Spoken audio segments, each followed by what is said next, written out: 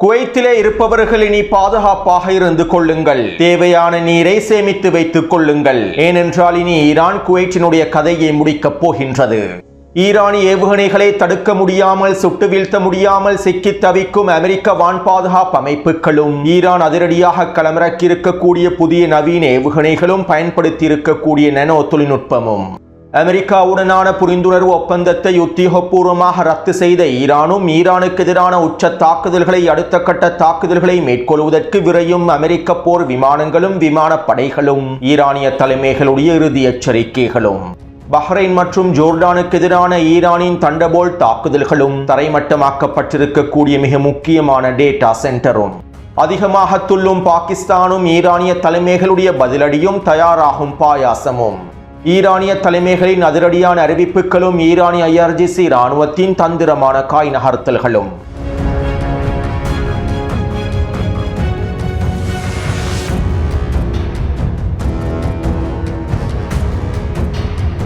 நேற்றிரவு Iran operation Nasr 2 நடவடிக்கைகளிலிருந்து operation thunderbolt தாக்குதல்களை ஆரம்பித்திருந்தது.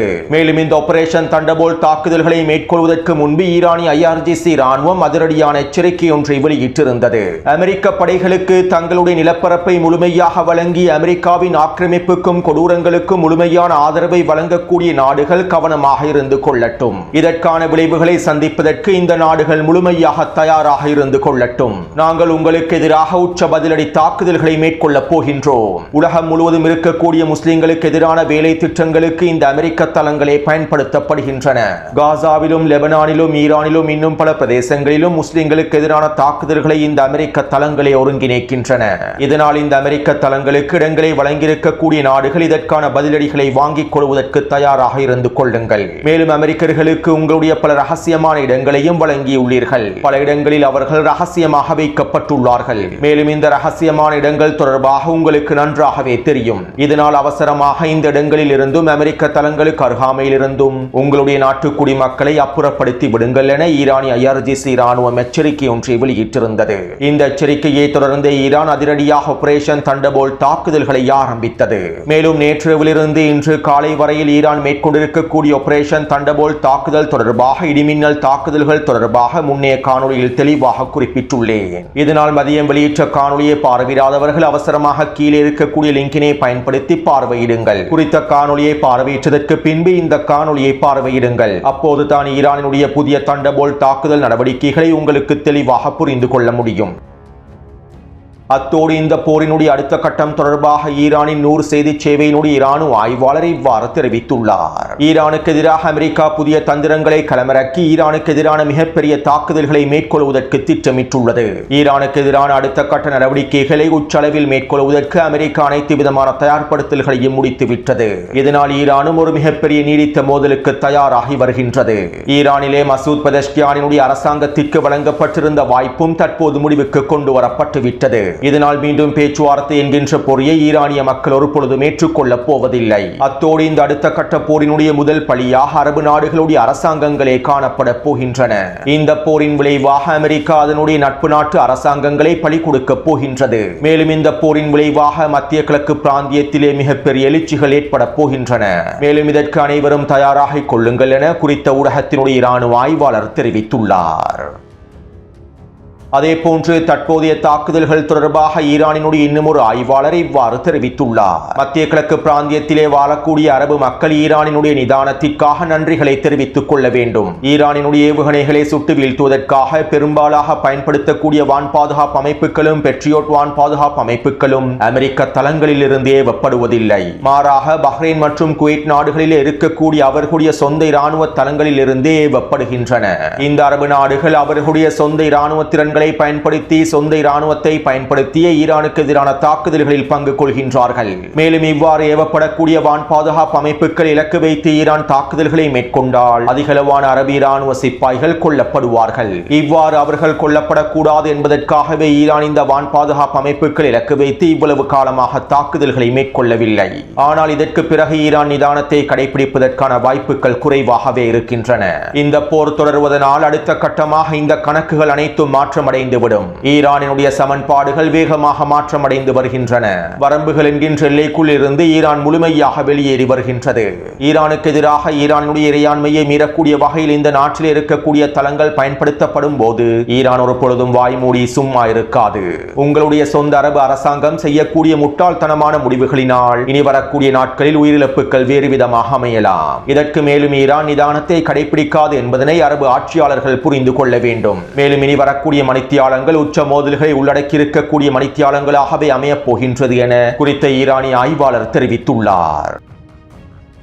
அத்தோடு நள்ளிரவு வேளையில் மேற்கொண்டிருந்த தாக்குதல்களிலே சவுதி அரேபியாவினுடைய பின் சுல்தான் இராணுவ கட்டளை தளமிலக்கு வைக்கப்பட்டிருந்தது. இது தொடர்பான காணொலிகளை டெலிகிராம் சேனலில் பதிவிட்டுள்ளேன். மேலும் இந்த தாக்குதல்களை தொடர்ந்து சவுதி அரேபியா ஈரானுக்கு எதிரான தாக்குதல்களை விரிவுபடுத்துவதற்காக சவுதி அரேபியாவினுடைய வான்பரப்பை அமெரிக்காவுக்கு விரிவுபடுத்தி கொடுத்துள்ளது. அதிலும் குறிப்பாக மக்காவுக்கு அருகாமையில் இருக்கக்கூடிய மக்காவிலிருந்து 70 கிலோமீட்டர் தொலைவிலேயே இருக்கக்கூடிய சவுதி அரேபிய அரசாங்கத்திற்கு சொந்தமான இராணுவ கட்டளை தளத்தை தற்போது அமெரிக்கர்களுக்கு சவுதி அரேபிய அடிமைகள் வழங்கியுள்ளார்கள். சவுதி அரேபியாவின் மக்கா மாகாணத்திலே தாயிப் நகருக்கு அருகாமையில் கிங் ஃபஹத் கட்டளை தளம் காணப்படுகின்றது. இந்த கட்டளை தளத்தை முழுமையாக பயன்படுத்துவதற்கான அனுமதியையே சவுதி அரேபிய அடிமைகள் தற்போது அமெரிக்கர்களுக்கு வழங்கியுள்ளார்கள். மேலும் இது சவுதி அரேபியாவினுடைய தந்திரமான செயற்பாடாகும். குறித்த கட்டளை தளத்தை இலக்கு வைத்து ஈரான் தாக்குதல்களை மேற்கொண்டால் மக்காவையும் மதீனாவையும் இலக்கு வைத்து ஈரான் தாக்குதல்களை மேற்கொண்டுள்ளது என ஈரானியர்கள் மீது பழியை சுமத்துவதற்கும் சவுதி அரேபியா திட்டமிட்டிருக்கலாம். 40 நாள் போரின் போதும் அடிமை சவுதி அரேபியாவினுடைய தலைமைகள் இவ்வாறானதொரு திட்டத்தினை வகுத்திருந்தார்கள். ஈரானினுடைய தாக்குதல்கள் அடுத்த கட்டத்தை நோக்கி நகரும் சந்தர்ப்பத்தில் ஒட்டுமொத்த முஸ்லிம் சமூகத்தையும் ஈரானுக்கு எதிராக திருப்பி விடுவதற்காகவும் யுத்த களத்தினுடைய திசையை மாற்றி அமைப்பதற்காகவும் மக்காவையும் மதீனாவையும் பயன்படுத்துவதற்கு சவுதி அரேபிய அடிமைகள் திட்டமிட்டிருந்தார்கள். 40 நாள் போரின் போதும் இவை தொடர்பான தகவல்களை குறிப்பிட்டிருந்தேன். எனவே இதற்கமைவாகவே தற்போது வேண்டுமென்றே மக்காவுக்கு அருகாமையில் இருக்கக்கூடிய விமான கட்டளை தளத்தினை சவுதி அரேபிய அடிமைகள் அமெரிக்காவுக்கு வழங்கியுள்ளார்கள். மேலும் இந்த கட்டளை தளத்தை இலக்கு வைத்து ஈரான் தாக்குதல்களை மேற்கொள்ளாவிட்டால் குறித்த கட்டளை தளத்தை முழுமையாக பயன்படுத்தி ஈரானுக்கு எதிரான தாக்குதல்களை வீரியப்படுத்த முடியும் என்பதும் இவர்களுடைய அடுத்த கட்ட திட்டமாகும். அடுத்து பாகிஸ்தானுக்கும் சவுதி அரேபியாவுக்கும் இடையிலே மேற்கொள்ளப்பட்டிருக்கக்கூடிய பாதுகாப்பு ஒப்பந்தத்திற்கு அமைவாக சவுதி அரேபியாவுக்கு எதிராக மேற்கொள்ளப்படக்கூடிய எந்த ஒரு தாக்குதலும் பாகிஸ்தானுக்கு எதிரான தாக்குதல்களாக கருதப்படும் என்றும் பாகிஸ்தானுக்கு எதிரான தாக்குதல்களாக கருதப்பட்டு பாகிஸ்தானும் சில முடிவுகளை எடுக்க வேண்டி ஏற்படும் என்றும் பாகிஸ்தானிய தலைமைகள் அறிவித்துள்ளார்கள். அது மட்டுமல்லாமல் இந்த பாகிஸ்தானிய அடிமைகள் குவைத்தினுடைய அரசாங்கத்தோடும் பேச்சுவார்த்தைகளை மேற்கொண்டுள்ளார்கள். சவுதி அரேபியாவுக்கும் பாகிஸ்தானுக்கும் இடையில் இருக்கக்கூடிய பாதுகாப்பு ஒப்பந்தத்தில் குவைத்தையும் ஒன்றிணைப்பதற்கான பேச்சுவார்த்தை மேற்கொண்டுள்ளார்கள். இதன் மூலமாக குவைத்துக்கு தேவையான வான் பாதுகாப்பு அமைப்புகளையும் மிகப்பெரிய விமானப்படையை வழங்குவதாகவும் குவைத் மீதான தாக்குதல்களை முடிவுக்கு கொண்டு வருவதற்கான அனைத்து விதமான உதவிகளை வழங்குவதாகவும் பாகிஸ்தானிய துருப்புக்களையும் குவைத்தில் களமிறக்குவதற்கு தயாராக இருப்பதாகவும் பாகிஸ்தானிய அடிமைகள் குவைத்தி அடிமைகளோடு பேச்சுவார்த்தைகளை மேற்கொண்டுள்ளார்கள். ஏற்கனவே பாகிஸ்தானுக்கும் குவைத்துக்கும் இடையில் எரிசக்தி ஒப்பந்தங்கள் மேற்கொள்ளப்படுவதற்காக பேச்சுவார்த்தைகள் நடைபெற்றிருந்தன. இதன் அடுத்த கட்டமாகவே தற்போது பாகிஸ்தான் குவைத்தோடு இவ்வாறான பேச்சுவார்த்தைகளை மேற்கொண்டிருப்பதாக தகவல்கள் வெளியாகியுள்ளன.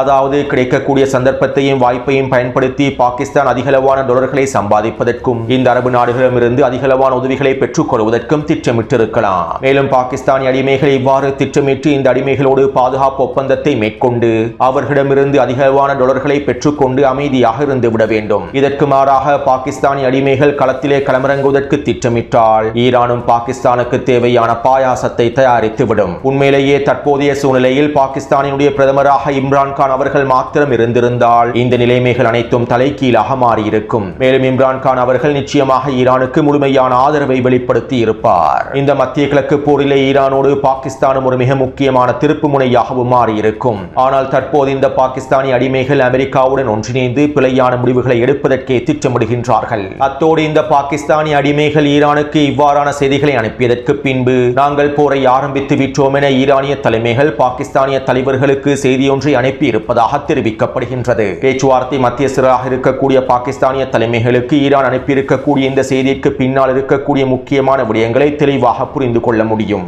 இன்னும் ஒரு விதத்தில் குறிப்பிடுவதாக இருந்தால் இது பாகிஸ்தானுக்கான ஒரு மிரட்டலாகவுமே அமைந்துள்ளது. அத்தோடு இன்று அதிகாலை அமெரிக்கா ஈரானின் கடற்கரையோர பிரதேசங்களில் இலக்கு வைத்து மேற்கொண்டிருந்த தாக்குதல்களில் ஹெர்முஸ் ஜலசந்தி கர்ஹாமில் இருக்கக்கூடிய ஜஸ்ட் பிரதேசத்திலே இருக்கக்கூடிய போன்ஜி கடல் நீர் சுத்திகரிப்பு ஆலையை இலக்கு வைத்து தாக்குதல்களை மேற்கொண்டிருந்தது. இந்த தாக்குதலினால் குறித்த நீர் சுத்திகரிப்பு நிலையமானது சேதமடைந்துள்ளது. இதனால் அதற்கு அருகாமையில் இருக்கக்கூடிய 20 நகரங்களுக்கான நீர் விநியோகம் முழுமையாக தடைப்பட்டுள்ளது. இதைத் தொடர்ந்து இன்று காலை வேளையில் ஈரானிய தளபதிகள் இவ்வாறு அறிவித்தார்கள். எங்களுடைய முக்கியமான உள்கட்டமைப்புகள் இலக்கு வைத்து எதிரி தாக்குதல்களை அதிகப்படுத்துகின்றான்.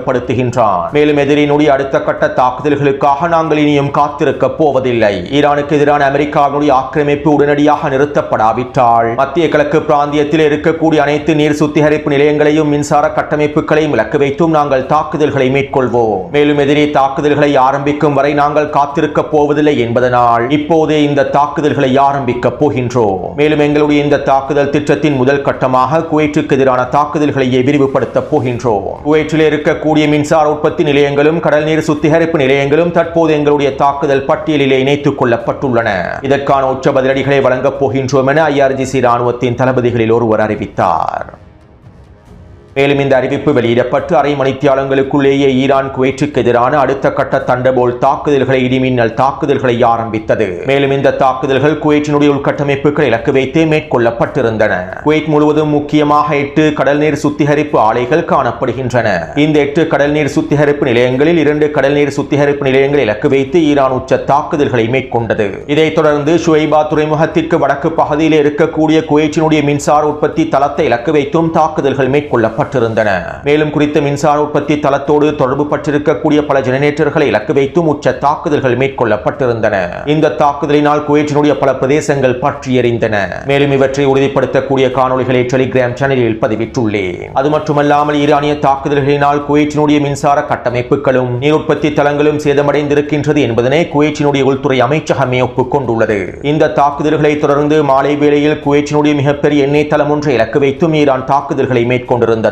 தற்போதும் குறித்த எண்ணெய் தளமானது தீப்பற்றிக் கொண்டிருப்பதாகவே தெரிவிக்கப்படுகின்றது. இந்த தாக்குதல்களுக்கு பின்பு குவைற்றினுடைய அரசாங்கத்திற்கு கீழால் இயங்கக்கூடிய குவைத் பாதுகாப்பு அகாடமி நிறுவனத்தை இலக்கு வைத்து ஈரான் தாக்குதல்களை மேற்கொண்டிருந்தது. குவைற்றில் இருக்கக்கூடிய காவல்துறைக்கும் உள்நாட்டு பாதுகாப்பு படைப்பிரிவுகளுக்கும் பயிற்சிகளை வழங்கக்கூடிய தளமாகவே குறித்த தளம் காணப்படுகின்றது. மேலும் இந்த தளத்தை இலக்கு வைத்து ஈரான் உச்ச தாக்குதல்களை மேற்கொண்டிருந்தது. இந்த தாக்குதலில் அதிகளவான குவைத் பாதுகாப்பு அதிகாரிகள் கொல்லப்பட்டிருப்பதாகவும் தெரிவிக்கப்படுகின்றது. குறித்த தாக்குதல் தொடர்பான காணொளிகளையும் டெலிகிராம் சேனலில் பதிவிட்டுள்ளேன். அதாவது அமெரிக்க தளங்களில் இருந்து தற்போது அடிமை அரபு அரசாங்கங்களுடைய பாதுகாப்பு படைப்பிரிவுகளை இலக்கு வைத்தும் இராணுவத்தை இலக்கு வைத்தும் தாக்குதல்களை ஈரான் விரிவுபடுத்தியுள்ளது.